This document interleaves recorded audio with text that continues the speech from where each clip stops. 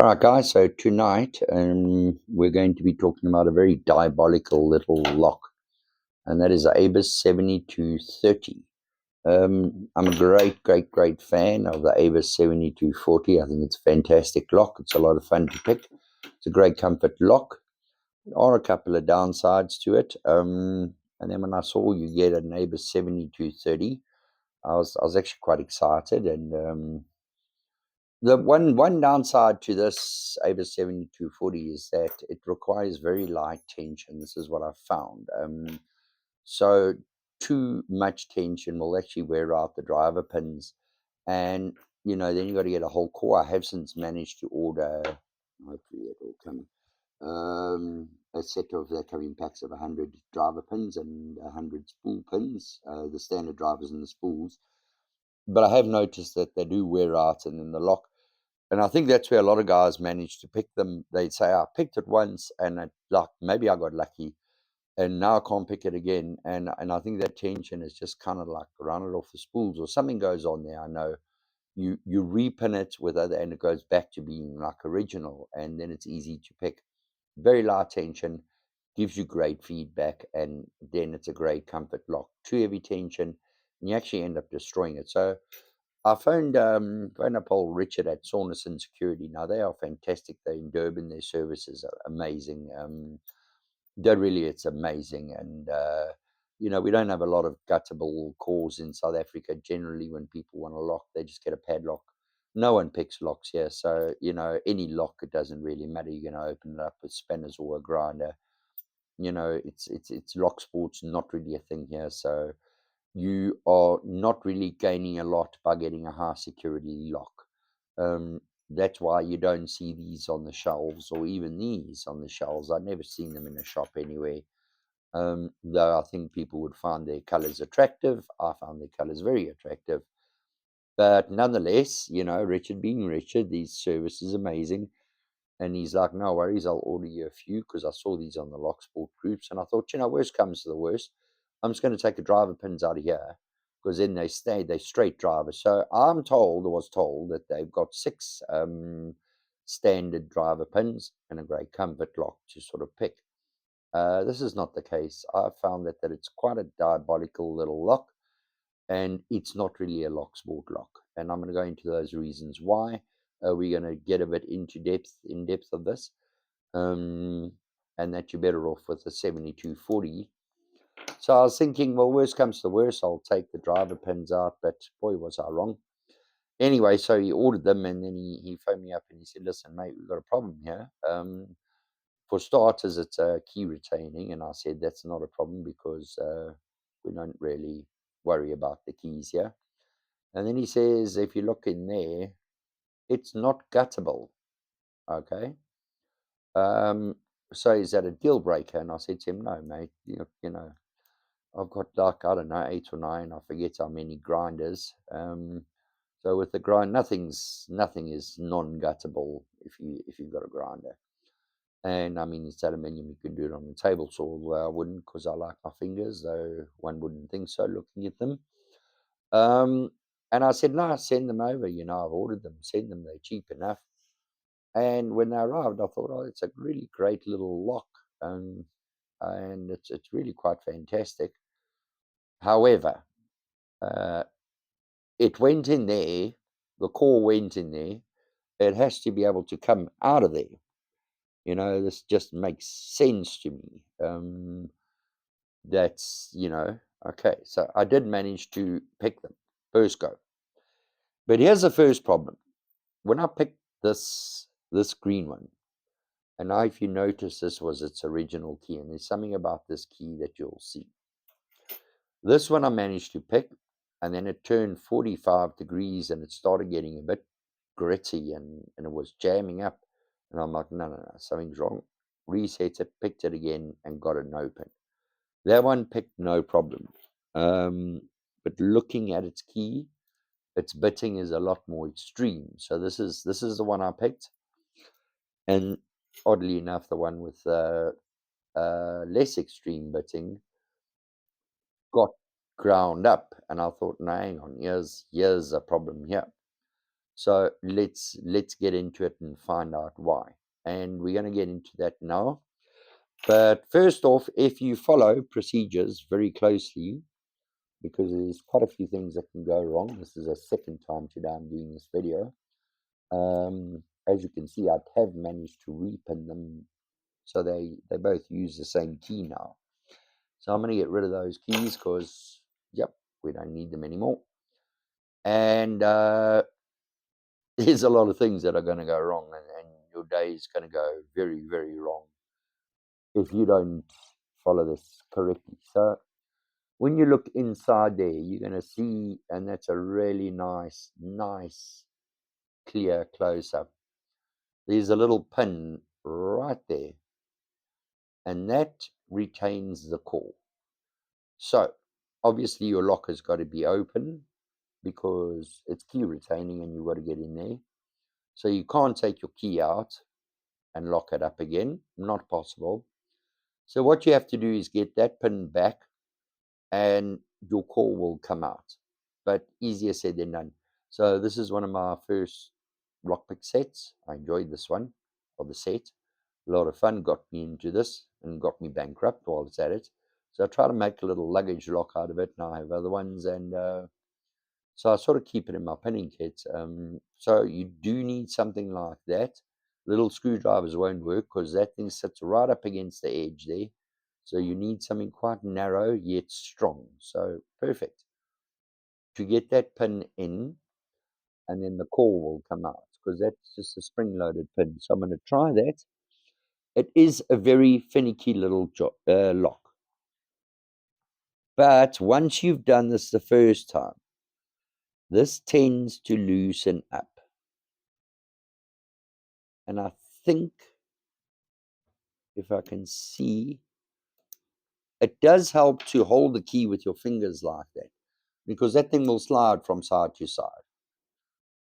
Okay, the next problem is you have to hold the lock. And I think I might have caused some troubles there, because you don't want the lock to dismantle itself. You see that little thing in there? That should be at 90 degrees and in. So when the shackle moved like that, okay, I've saved it.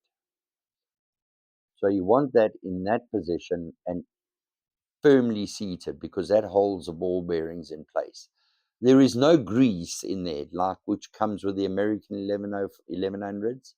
And grease actually holds the ball bearing in place. So you've got to make sure, excuse me, that your shackle remains open like that, and that you don't pull on the shackle this way or that way, because it will pop that loose and then the swearing will begin. I know it happened to me today.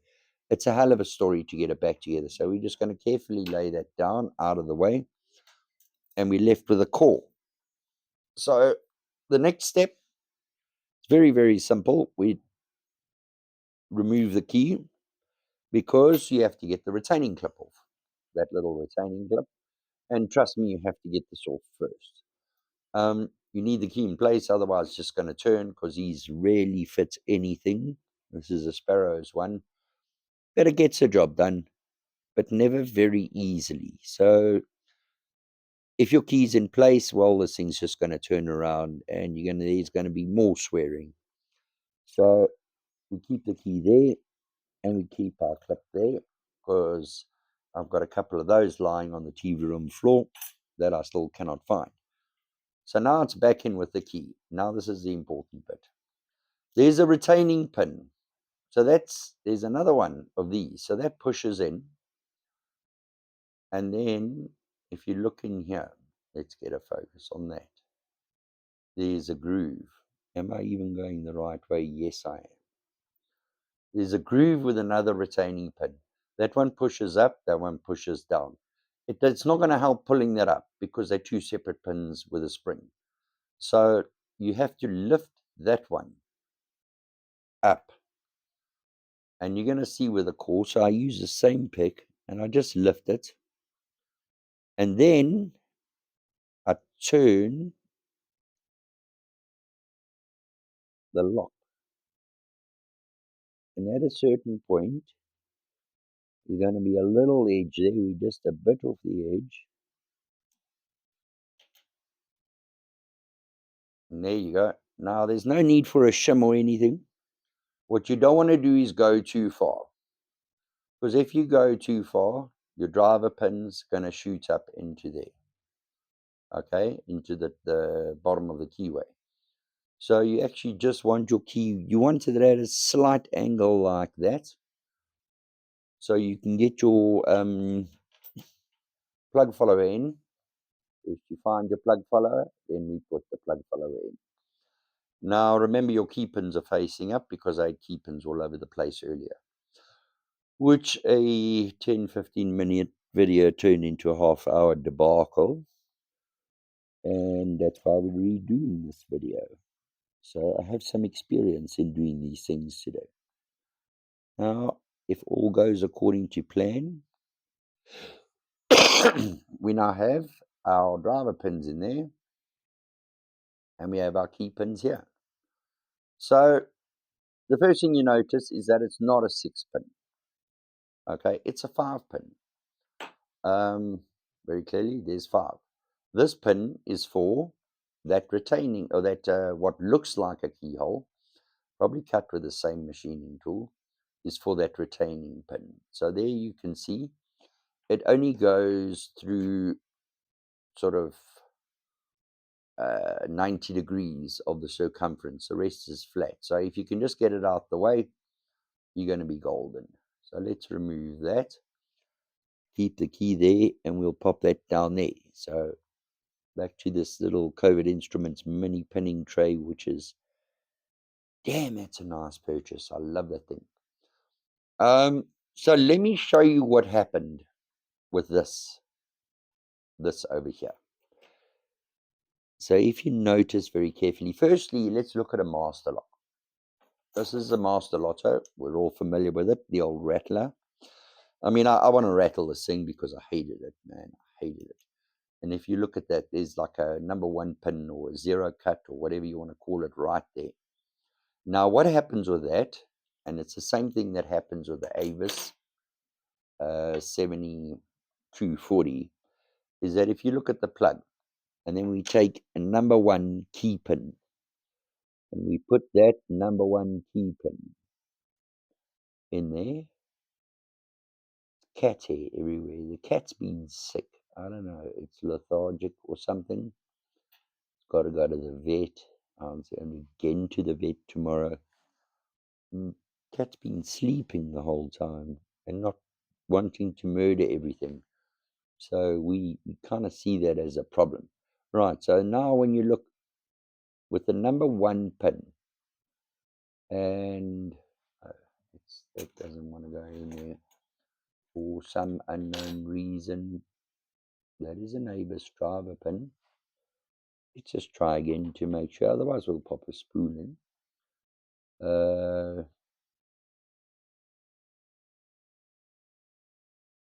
Genuinely won't fit in there.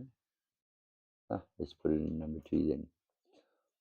Not waste too much time on this video. So I'm just going to put it in number 2.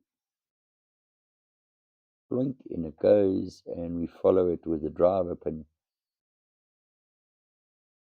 So because of Avis's such high tolerances, that will go in, and then it will actually get in the plug, in the cylinder. So this is what I discovered with one of the Avises I've got, is that, so when you look at the original on this, okay, that's the key I'm currently using. When you see a key with this very, very small notch here, that's a number 1 pin. And they're both going to sit in the driver. So the minute you get tension on that, the driver pin is actually sitting on the ledge on the shear line. And you will break a pick if you try and move it. It's because the plug will still turn without having picked that at all. It will turn. And that's the same with this. When you see a key like that, you don't have to pick that pin. You can leave it. because both driver pin and key pin are sitting on the shear line, and the spring is sitting in the barbel, right? But these are slightly different. Now I'm going to take out just one, and you're going to see exactly what I mean here. And this is another very, very weird, diabolical little characteristic of this lock. First, if you want to look at the size of the barbels, I mean, that's very small. That's half the height. So they have to find a way to get a spring and a driver pin in there. And the way they've done that, being German and very precise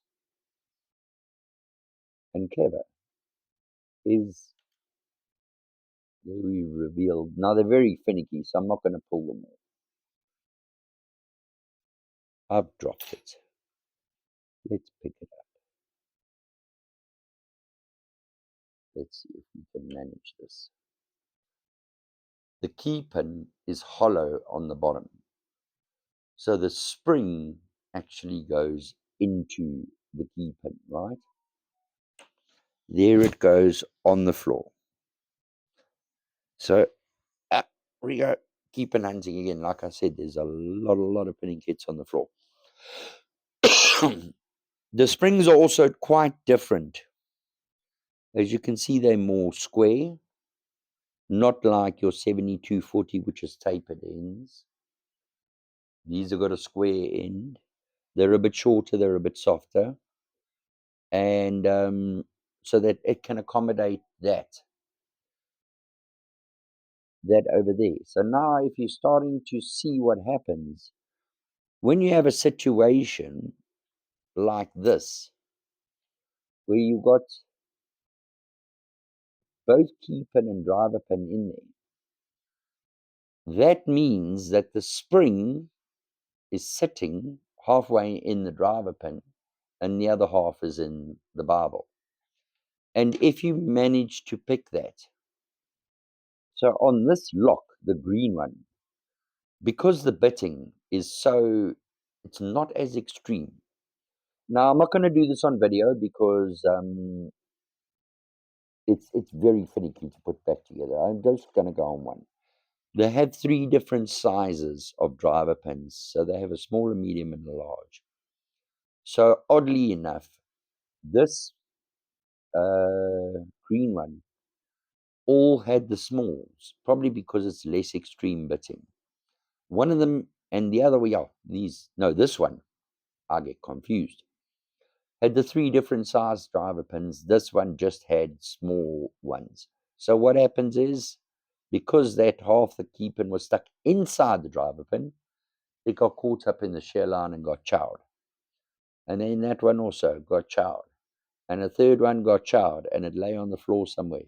And they're a lot narrower than anything you've got in your box of springs. So that is why I say that this is not a lock sport lock. Because you can't really see and tell. You can't say, like with this one, I know with this one, that if I've got the number 1 pin is a number 1 key, you can see from the key. It's the first pin and it's a standard driver. I know I've got to actually push that down a bit before I put tension on. You don't know what's going on in this lock. And I'm telling you now, you're going to cry because you will damage your lock and you don't really know what has gone into it, So honestly, I wouldn't recommend you get this if you want a comfort lock at all. I have found another pin on the floor that's clearly, very clearly, not a 7230 driver pin. But I can actually cut that spring in half and use it, but it's a very hard spring. But it's nice we keep it in the box because you never know what's needed. So now imagine this thing, we had 5 pins and you're trying to get that on from the back. Now I managed to get it in quite luckily, quite easily there. And with some success. So if you use the wrong spring, that thing then sits on the ledge there, and you actually struggle to get the key in. So it's a problem. So I mean, these are some really, really, really, really strange characteristics that I've not seen on a lock before. And they've done that to make the lock so small. Now, luckily, I have managed to, because I do have a set of new 7240 driver pins. They take the same ones. So I've rekeyed all my 7240s. The old keys have gone in here, and I've taken them out, and I've actually used them to make key to light locks, because I thought, yeah, okay, great, really, if you're going away on a trip and you just want to lock your trailer, and you've got like key to light locks, and that's pretty much the use. When I saw this, I knew, okay, this is not a lock you can just sit and pick, because you're just going to end up replacing springs and having to pull the plug and going through all of this again, and struggling and struggling and struggling um, the whole time. This is not a lock that, I mean, if you need matching keys, then you just phone and order. It's not a sit and pick lock. That's a sit and pick lock. They are great little locks. I love them, but it's not a Locksport lock. If you can sort of see what I'm saying. So you want to check when you're putting it back together where that little groove is, and then we again, as per usual, slide it in, bearing in mind not to get the driver pins stuck in there. I mean, if you do, it's not the end of the world. You can rake them out, and you get it into locky lock, and you'll hear that clicks in. Now it's in, and that is at in any point not going to come out. So we anyway take the key out, because again, I like to have the key out when I'm reassembling it, or when I'm putting in the circlip. I like to have it locked up. The reason for that is that I have bent these circlips before. Now, the one thing about Abus is that they're springs, right? This is, I'm 99% sure, 301 high yield, unannealed stainless steel. So it isn't going to rust, which is why I, say these are great for outdoor. It is definitely not brass or any other materials. It is definitely stainless steel. It's unannealed, which means it's cold worked, which is why it's retained its magnetic properties, which is why your picks are. It's made from the same product your picks are, which is essentially spring steel. So they're good quality springs, and the circlips are also good quality. But I've put circlips in the other way around, and they've gotten bent, and then when they've got a little kink in them, this thing doesn't rotate very easily. So I like to keep it flat on the Bible like that, and then get it in. It's got a little notch in there that this little lip needs to go into. So that's why I like to keep it like that, and then just work it in with the other side and get it lined up until it finds its home. So there, it's found its home, and it's very happy. Now, this is a bit that's going to make you happy or very unhappy. You have to keep it in the open position and keep it down. Then you have to pick up your lock without moving the shackle up and down. Make sure that actuator disc, or whatever you call it, is in line. And when that goes in, it's going to be in line with that. So it needs to be 90 degrees open. Get it to that point, get that pin in without losing the shackle position. And when you hear the click, your lock is back together, just like that. And so, yes, like I say, I have managed, luckily, without, I picked it and I damaged one. I ordered two, a damaged one, the other one didn't get damaged. I managed to repin it, bearing in mind that it's got three different driver pin sizes to accommodate for the very small barbel. And I know that I haven't changed the purple locks. So I can sit and pick this, right? but it isn't something I'm going to pick. I've made a matching set of keys. I've now played with the ABUS 7230. They're inexpensive and they remain on the shelf, and quite possibly as a set, because I mean I put other locks on the trailer, and what happened is they're already getting rusted. Just in case you guys didn't know, ABUS, and I'm not sponsored by ABUS, I'm just very fond of their engineering. Um, I'm not sponsored by anyone. Damn it, someone sponsor me.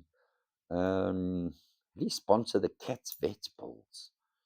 You know, the little one. Oh, look, he's up.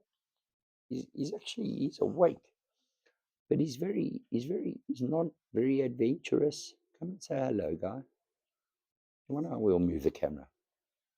There he goes. He's been a bit sleepy. I mean, he doesn't want to sit. He's I don't know if he's just a bit down or the cold or what, but he looks a hello boy. Whoop, there he almost falls off the table. So if he's not a lot more active in the morning, he goes to the vet. So you can sponsor the vet balls. But no, I'm not sponsored by ABUS. I have seen that there's ABUS does a lock lube. Um, ABUS is a good brand. And if they brought out a drying soft lubricant for locks, it's not graphite. It's also not a heavy one, it's a lighter one. And you just use a very tiny spray in there, and that lasts for a year outside. Though I think straight from the factory, that's going to last for a year if it's outside on a trailer. So, yeah, I think from what we've seen in this video, just to conclude, that if you're looking for a comfort lock and you're looking for nice spools, I just find it easier. You get pin one set and then the rest are spools, and as you slowly get yourself into a false set on each one, you don't even have to play hunt the spool. You just feel for counter rotation opens if your tension's right. These are different.